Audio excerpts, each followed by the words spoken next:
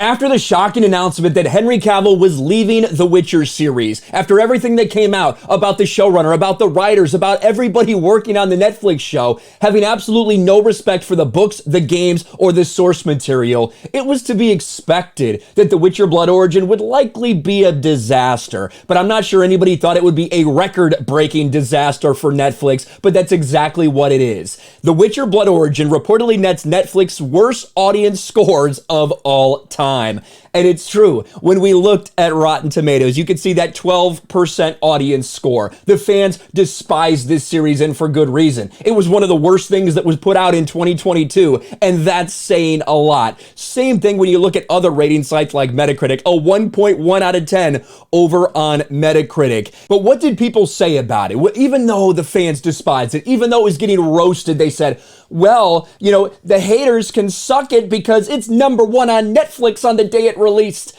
Yeah, the one day that it released, it was #1 on Netflix, and then it immediately started falling off in the ratings. And now here we are, about a week and a half after its release. Where is it now? Oh, that's right. It's nowhere to be found. After only a week and a half, Witcher Blood Origin is completely gone from the top 10. This is something, a prequel to the Witcher series, which still is one of Netflix's most viewed things of all time. They had high expectations for this, put a decent amount of money in this, and it's a colossal failure because the entire thing is infested with identity politics. It changes the lore of The Witcher just for the writer's agenda to peek on through. This is the reason that Henry Cavill left, and now the fans have completely and totally rejected it. Take a look at this from TV Guide. Netflix top 10 shows and movies, new releases and trending today, January 4th. So this was yesterday.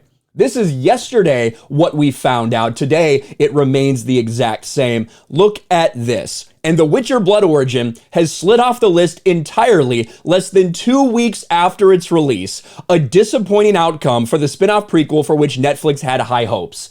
Immediately, right after the first day, things started leapfrogging it that had been out for weeks and even months. Because quite frankly, there's just not an interest in this garbage. Maybe if Henry Cavill hadn't announced that he was leaving, there would be more interest. Maybe if people weren't so awake to the fact that the writers, the showrunner, that everybody had no respect for the source material, maybe they would have given it a chance. But the way it was, absolutely not. You can see the list right here.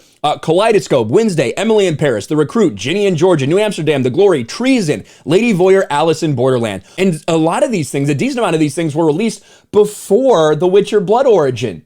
But that just completely and totally fell off. How absolutely embarrassing for Netflix, for Lauren Hissrich, for Declan DeBarra, the showrunner of this one, for all the writers, this entire writer's room that decided they would rather focus on pushing woke nonsense by pushing their own identity politics into the story than actually focusing on entertainment. This is the same thing we've seen time and time and time again. And you always will see the cope as well when things are bad like this. You'll see the cope that, oh, look, it was #1 on Netflix. Okay, for a day? And then it completely fell off. Just because something gets watched on Netflix in the first day or two doesn't mean anything. What are we talking about when it comes to streaming? We're talking about, does it make people remain subscribed or does it draw more subscribers to Netflix? That's really, at the end of the day, that's all that matters. The Witcher Blood Origin is definitely not that. The Witcher Blood Origin is a complete and total catastrophe. This show, from beginning to end, from months before, seeing all the backlash in the lead up to it, and then it was even worse than people could have possibly imagined. One of the worst things we saw in 2022, and considering 2022 was a terrible year for Netflix, the worst they've had in more than a decade, that is saying something. Let me know what you think about all this in the comments below. The Witcher Blood Origin, a week and a half after it debuts, is already gone completely from the Netflix top 10. Smash a like button, subscribe to the channel, ring the bell for notifications, share this video out there, and I'll talk to you later.